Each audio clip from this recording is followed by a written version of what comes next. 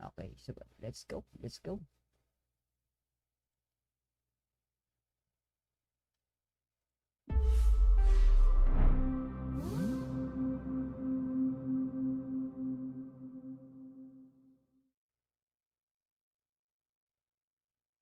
I pop it, I pop it. Too me wet, try to get it, too me wet. Too me wet, try to get it, too me wet. Too me wet, try to get it, too me wet. Too me wet, try to get it. I wake up, I log in, lights hit my face and I'm in. Get the neon skin, I'm glowing. Keep it cute, keep it exciting. Read the cover for a messy place. What's in my mind cannot be traced. And I won't say much, just guess the face. Two thumbs up, send hearts like this in a tap, swipe, swipe, pause. Slash post, then I'll pause. Trending, fingers crossed. I don't really mind cause it ain't my loss. I'm living like a villain and I'm killing like a boss. Game time. Yan. Isa yun sa nagustuhan ko doon sa flow ni Josh. Ulit natin ano. Breakdown natin yung mga nakikita natin dito. So, syempre dahil nga doon sa title na emoji, so makikita mo dito yung iba't ibang itsura ng emoji, smiley face, ito parang sad face, disgusted, mga ganun-ganun ano. So,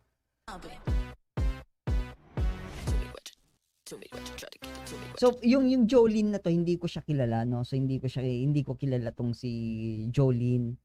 First time ko rin siyang actually, first time ko lang marinig yung pangalan niya, tsaka yung makita siya. So, it's a good thing na marami din na nakaka-collab yung SB19 na ibang artist, no? Especially kung hindi lang dito sa atin, pati kung nasa isa ibang bansa din, sa taga-ibang lugar, taga-ibang bansa, foreign artist din. So, maganda rin yung ganon.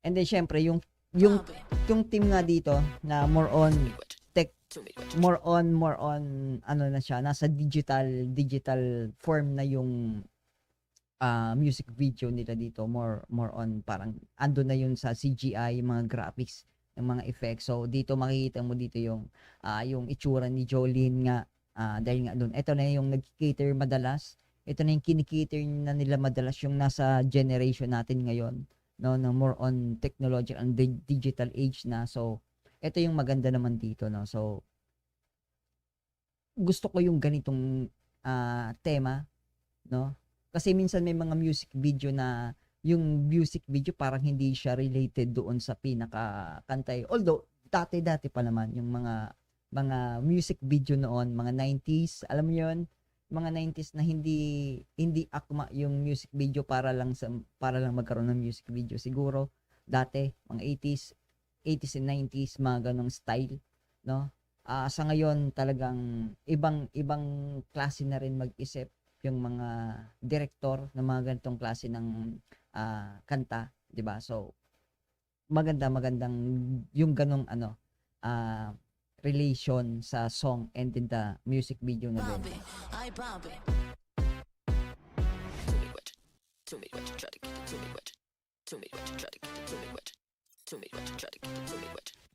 Tapos yung the way na kanta sabihin or awitin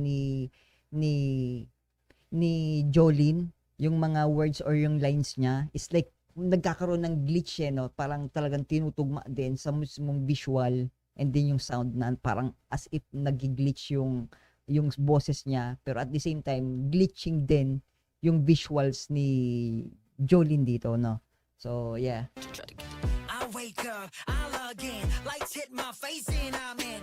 And then syempre, alam niyo na, hindi lang ako yung guilty dito. Alam ko karamihan sa atin, or siguro madalas karamihan or halos lahat sa atin, na I wake up, I log in, guilty tayo dito. Ako ganun din, no, na every time na pagkagising, automatic kahawakan natin yung cellphone. Alam niyo yun, alam ko hindi lang ako, alam ko halos lahat tayo, 'di ba? Guilty tayo sa ganitong lines ni Pablo, na automatic na pagkagising, cellphone yung unang titingnan. I wake up, I log in.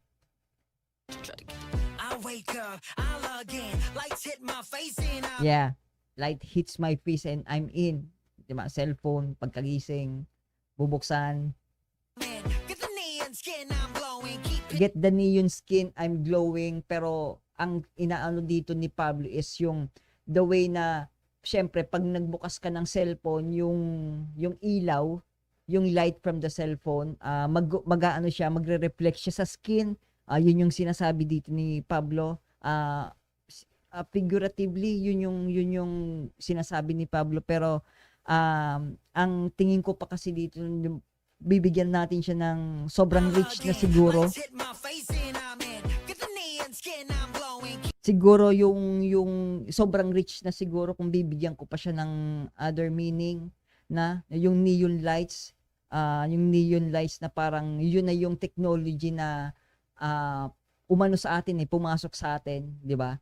So sobrang rich na, I think. Siguro hindi naman, pero para sa akin nagkaroon pa siya ng double meaning na neon lights pumasok siya tapos nag-glow siya.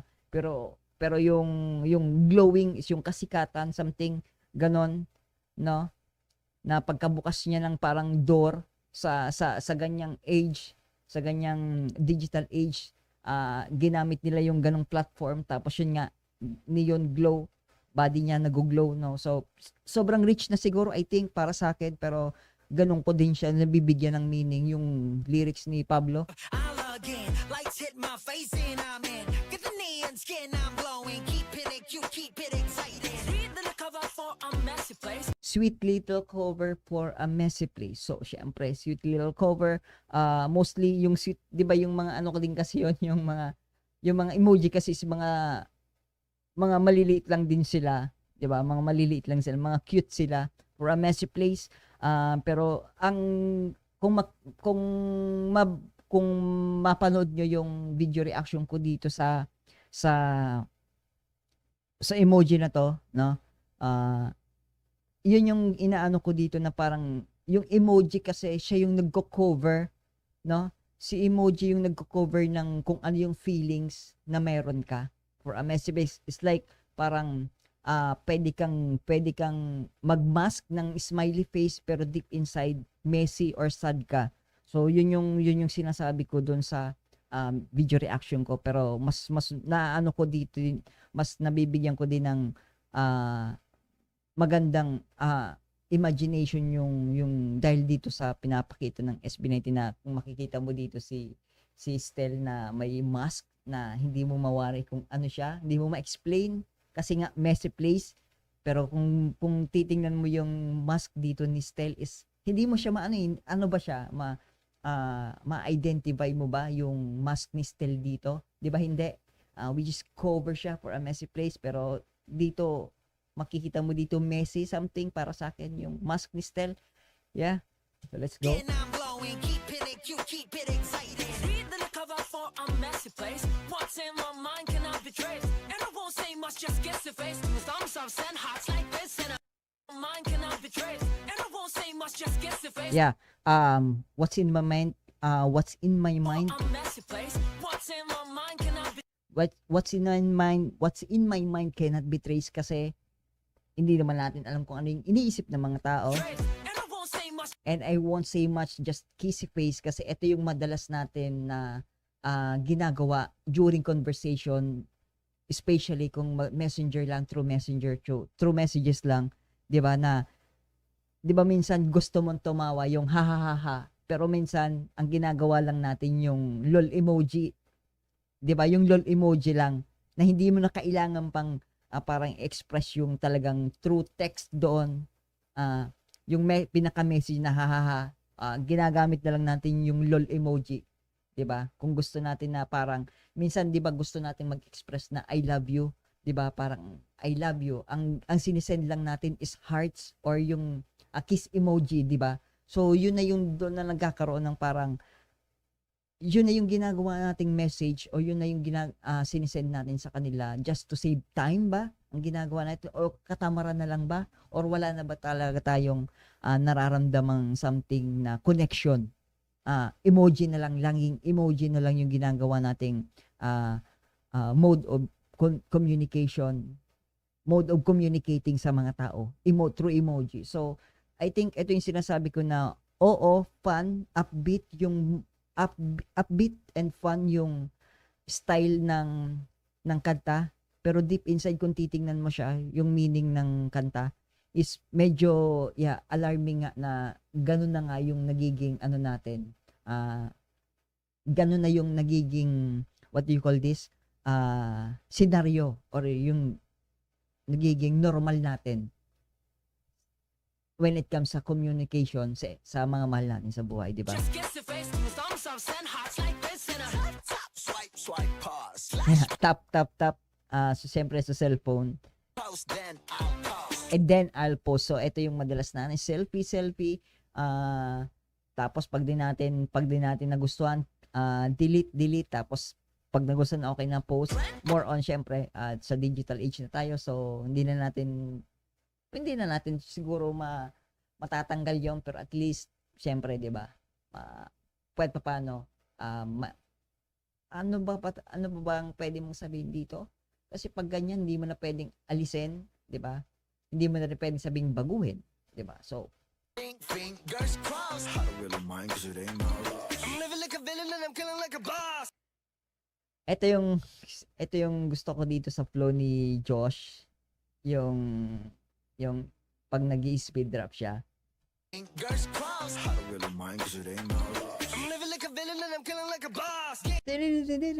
Man, come on, bro. Fingers crossed. I don't really mind 'cause it ain't my loss. I'm living like a villain and I'm killing like a boss. Game time. Tago-taguan ng feelings in my whole side. Emoji what's a minute go read. Yeah, yun yung sinasabi ko, tagu-taguan. Pero syempre, yung game time, tagu-taguan. Pero syempre, yung emoji, tinatago mo yung feelings. Yung sinasabi ko kanina na hindi dahil nag-send ka ng laughing emoji, smile emoji, is masaya ka. Minsan, ginagawa natin, yun yung way natin para itago yung talagang totoong nararamdaman. So, yeah. Between the lines. Don't wanna be a vulnerable. See now I built this wonderwall. Don't really care I'm beautiful. Let's go, Justin. Wanna be a vulnerable. See now I built this wonderwall. Yeah. And then, yun nga, isa rin yun sa defense mechanism ng tao na parang gusto mo lang kasing itago yung true feelings mo. So, yun yung ginagawa mong, as if parang ginagawa mong shield, no? Para hindi ka talaga mabasa nung kung sino man yung tao na yon, di ba? So, like, if you're sad, pero ayaw mong makita ng ibang tao na mas, na malungkot ka. So, yeah, tatawa ka na lang, ngumingiti. Actually, hindi lang ito kasi parang sinasabi yung literal na emoji eh. Minsan, ito na rin yung expression or yung kung ano yung pinapakita mo sa ibang tao. Like, malungkot ka deep inside, pero ayaw mong malaman yun ng ibang tao. Kaya, during pagkaharap mo sila, ngingiti ka, tatawa ka, para itago na para hindi nila malaman na mas lungkot ka. So, in real life din talaga yung emoji, kung ano yung pinapakita mo, it's like, yun na yung literal na emoji sa mukha mo, di ba? Kasi hindi nila alam kung ano talaga yung tumatakbo sa isip mo. So, yun.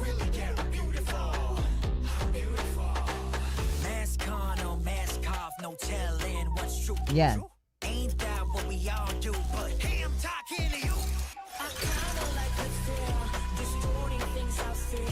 Ito yung sinasabi ko na parang yung dito sa part na to is parang narinig ko yung sample ng Room ni Stel.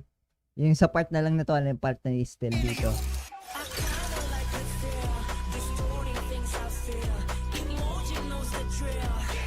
Yeah, distorting what I feel, emoji knows the drill. Kasi pag ganyan, gusto mong i-manipulate yung sarili mo na sinasabi mo na masaya ka kahit hindi, yeah, si emoji yung bahala sa yan. Si emoji yung bahala na bumakap sa'yo, di ba? Yun yun.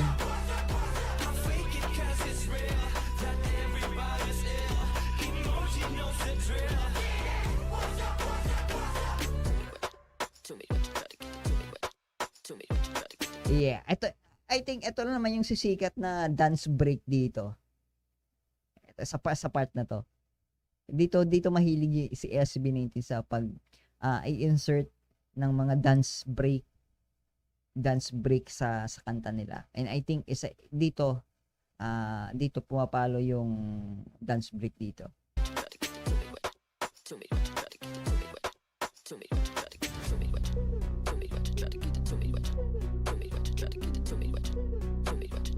Tell me what you try to Zoom in close, tell me what you see. Subtext, load, guess who it could be. Tack yourself, unzip the T. Set the face, yeah.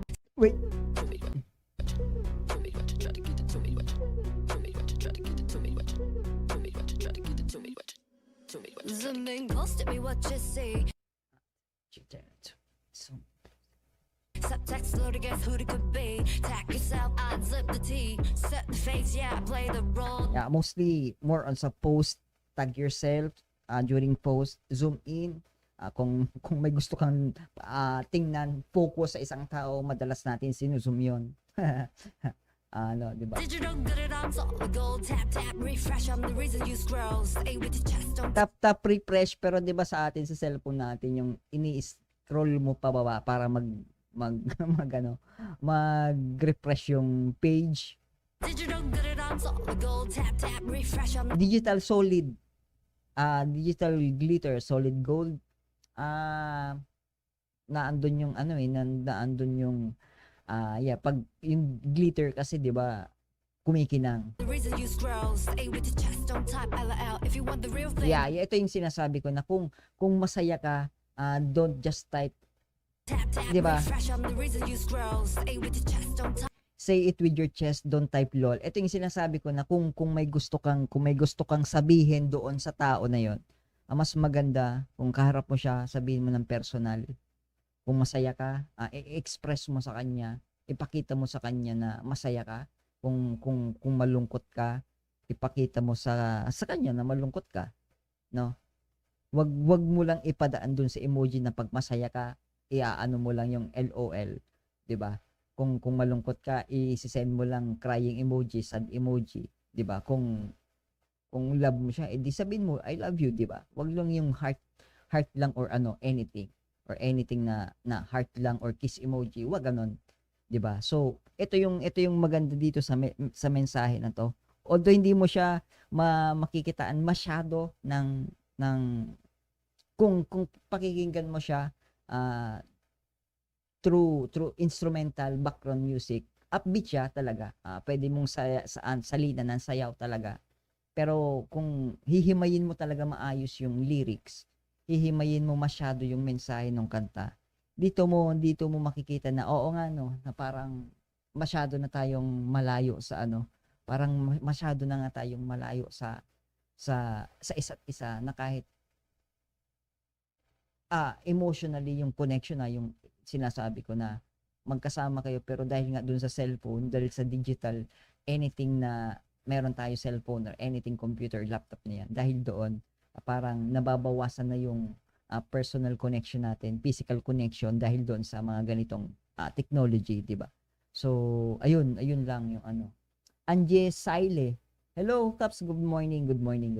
So, LOL. If you want the real thing, you gotta be bold. If you read my emojis, read the whole. if you read my emojis, read the whole. Ito yung sinasabi ko din na doon na hindi ibig sabihin na nag-send siya ng smile emoji is masaya siya. Hindi dahil nag-send siya ng sad emoji, malungkot siya. Sometimes, din yun parang ginagawa lang nila na diversion yun sa totoong nararamdaman nila, di ba? Di ba? Like, minsan marami din kasi sa mga tao na like sabihin natin depressed, deep inside sobrang lungkot nila, sobrang depressed sila, pero ayaw nga nilang ipakita sa ibang tao na malungkot sila. So, yeah, through emoji, kahit hindi yung sa cellphone kahit sa personal na mukha nila, alam nila na malungkot sila, pero kailangan nilang tumawa, kailangan nilang ngumiti, kailangan nilang humalakhak sa harap ng ibang tao.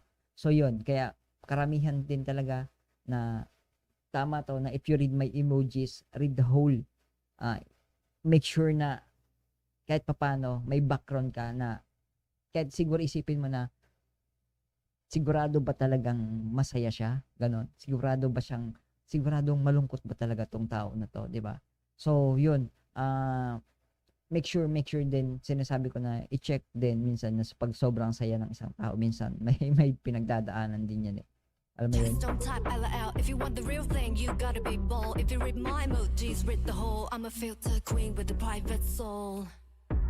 Yeah, I'm a filter queen with a private soul. You wonder wanna be vulnerable. See now I built this wonder wall.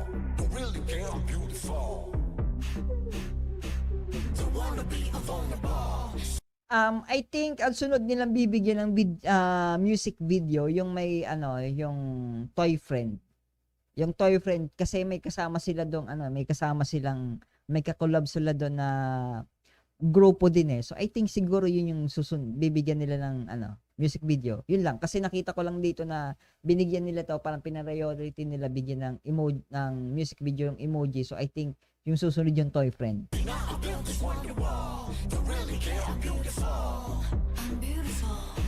Mask on, no mask off, no talent. Si Josh pag tinitingnan mo akala mo yung from video games eh no. Out of video games eh. Kung titingnan mo dito si Josh. Yung mukha ni Josh dito akala came from video games eh no. Ang kulit eh.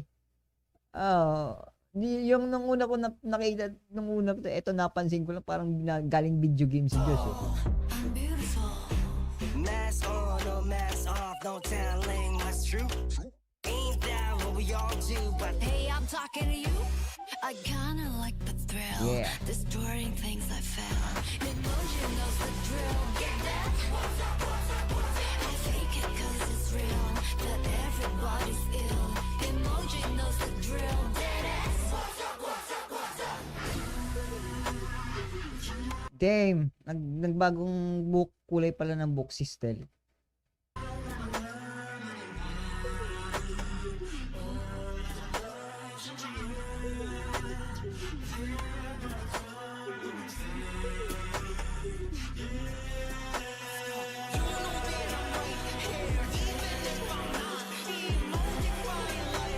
Emotifying life.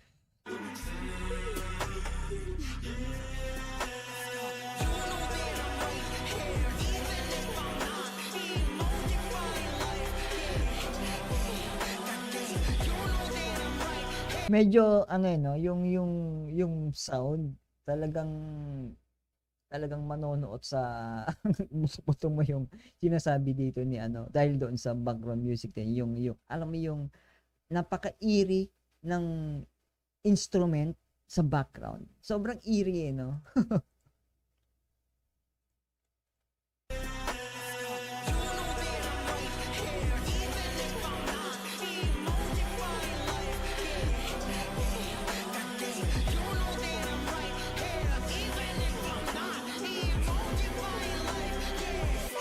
Emotifying life is like parang nagkakaroon siya ng maraming maskara no.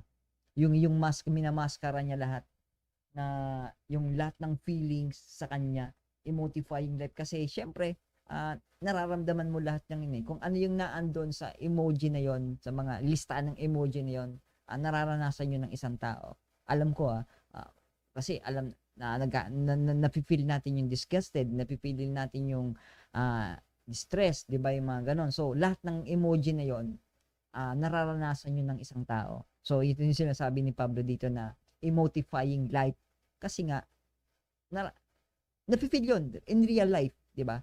Yung lahat ng feelings na naandun sa emoji.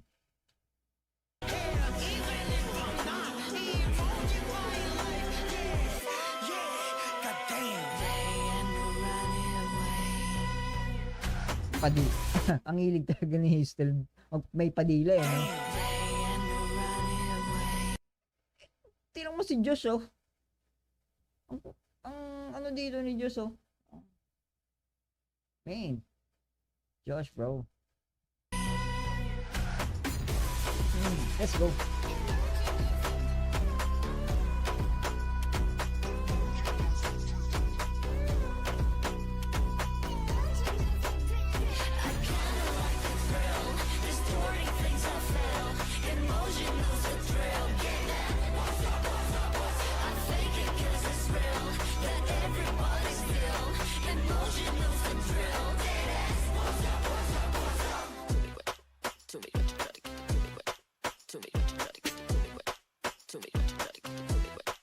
Yeah. try to get it to me, what you try to get it to me, what you try to